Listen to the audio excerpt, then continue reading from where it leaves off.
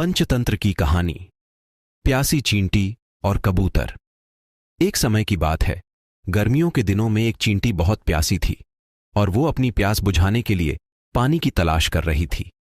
कुछ देर आसपास तलाश करने के बाद वह एक नदी के पास पहुंची। सामने पानी था, लेकिन पानी पीने के लिए वह सीधे नदी में नहीं जा सकती थी, इसलिए वह एक छोटे से पत्थर के ऊपर चढ़ गई। लेकिन जैसे ही उसने पानी पीने की कोशिश की, वह गिरकर नदी में जा गिरी। उसी नदी के किनारे एक पेड़ था, जिसकी टहनी पर एक कबूतर बैठा था। उसने चींटी को पानी में गिरते हुए देख लिया। कबूतर को उस पर तरस आया और उसने चींटी को बचाने की कोशिश की। कबूतर ने पेड़ से एक पत्ते को तोड़कर नदी में उस स्थान पर गिराया जहां चींटी डूब रही थी।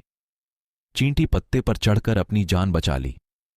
नदी के बाहर आने के बाद चींटी कबूतर को धन्यवाद कहना चाहती थी, लेकिन उसे कबूतर मिलती ही नहीं थी। कुछ समय बीता।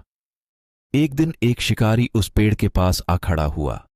पेड़ की डाल पर कबूतर बैठी थी। शिकारी ने अपने धनुष से कबूतर पर निशाना लगाने वाला ही था कि शिकारी को चींटी ने देख लिया। चींटी के लिए यह ऐसा समय था जब अपने जान पर खेलकर कबूतर की मदद किया जाए। चींटी जल्दी से शिकारी के पास जाकर शिकारी के पैर में काट लिया।